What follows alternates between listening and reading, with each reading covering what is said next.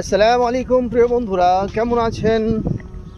আশা করি ভালো সুস্থ আছেন। দেখতে পাচ্ছেন আমাদের সেই অসাধারণ সেই নবীর দেশ, যে দেশে অসংখ্য নবীরা আসল এসেছেন এবং তাদের সেই আল্লাহ তাআলার বাণী প্রচারের জন্য সেই দেশে এসেছে। দেখতে পাচ্ছেন। আর আপনারা জানেন এই মরুর দেশে অনেক তাপমাত্রা, কারণ বিশেষ করে আপনি 10টার পর থেকে বিকেল 4টি পর্যন্ত আপনি এই দেশে আপনি খোলা ময়দানে কখনো বাড়াতে পারবেন না। এবং এত তাপমাত্রা যে বলার বাইরে, কারণ আপনি যখন যেখানে যাবেন সেখান থেকেই আপনার কষ্টটা বেড়ে যাবে, কারণ আমি এখানে চলাটা আসলে অনেক বিপদ।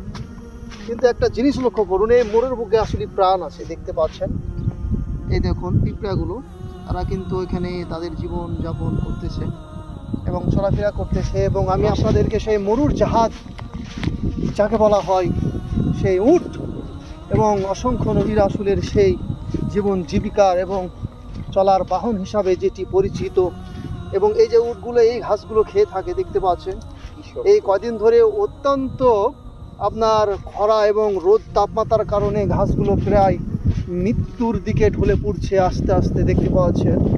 এবং এই যে ঘাসগুলো তারা খেয়ে থাকে জঙ্গল থেকে। এবং আমি সেই মরুর জাহাজে উট বলা হচ্ছে, যাকে নিয়ে এত আলোচনা, যাকে নিয়ে এত গবেষণা, আমি তাকেই আপনাদেরকে দেখাবার চেষ্টা করছি এবং দেখাবো ইনশাআল্লাহ। আর এই যে এগুলা থেকে আপনারা এই জঙ্গল ঝোপঝাড় থেকে সাবধান থাকবেন, কারণ আপনারা জানেন শুধু মরুর বুকেই শুধু একা উট নয়, অনেক কিছুই থাকে। কারণ সাপ, আপনারা জানেন যে মরুর বুকে যেসব সাপগুলো হয়ে থাকে, আপনারা ডিসকভারির দিকে থাকবেন। এবং এই সাপগুলো খুব মারাত্মক, কারণ এগুলো কোন ঝোপঝাড়ের ভিতরে লুকিয়ে থাকবে আপনি জানবেন না। আর সবচেয়ে বড় কথা হলো যে আমার এখানে হাঁটতে কষ্ট হচ্ছে, কারণ বালি তো, আসলে বালিতে দেখতে পাচ্ছেন উঠতে যাচ্ছে। দেখুন এই মরুভূমিতে এখনো গাছ গোছালি বেঁচে আছে, আলহামদুলিল্লাহ, শুকরিয়া আল্লাহ পাকের। আমরা আপনাদেরকে দেখাতে যাচ্ছি সেই চমৎকার মরুর বুকের। দেখতে পাচ্ছেন এই যে এই গাছগুলো দেখুন এখনো বেঁচে আছে। আপনারা জানেন ঠান্ডা পার হয়ে এখনো সেই খরার সেই রোদ্রে, অত্যন্ত রোদে সেই সময়কাল এখন চলে আসছে। আর এখান থেকেই সে আগের গাছগুলো মারা যাবে, কারণ এই বছরে 3টি মাস অত্যন্ত রোদ থাকে। এবং আপনারা জানেন এখানে উটির একটি খামার আছে, দেখতে পাচ্ছেন সামনেও। এবং আমি আপনাদেরকে আরও কাছে গিয়ে দেখাবার চেষ্টা করবো ইনশাআল্লাহ। এবং দেখতে পাচ্ছেন কৃত্রিমভাবে পানির বা কৃষির ব্যবস্থা করা হয়েছে, সেটা আমরা বলতে পারছি না, কারণ আমরা নতুন। এবং গাছগুলো দেখুন এভাবেই মোড়ের জীবনে। তবে এই জায়গার গাছগুলো দেখুন এখনো পুষ্প এবং অনেক মৃত, কিন্তু এই সামনে যে গাছগুলো অনেক সবুজ।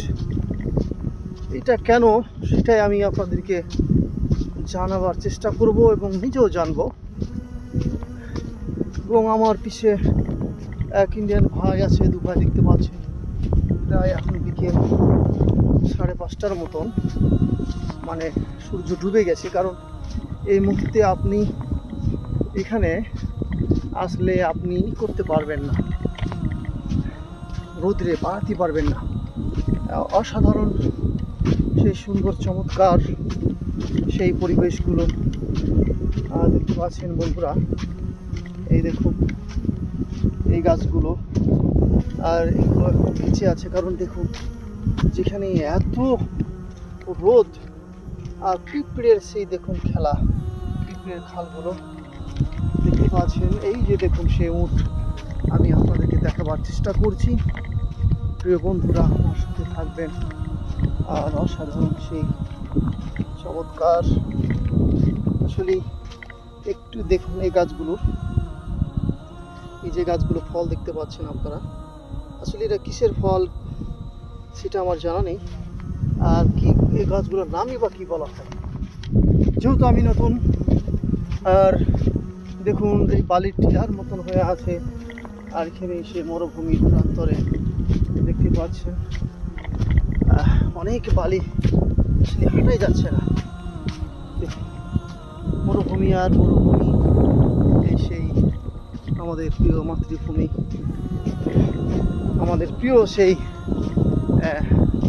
আর আমাদের সেই প্রিয় পবিত্র কাবা শরীফ এবং সৌদি আরবের যে মাটির বুকে অসংখ্য দিনী মুজাহিদেরা রক্ত দিয়েছেন, জীবন দিয়েছেন।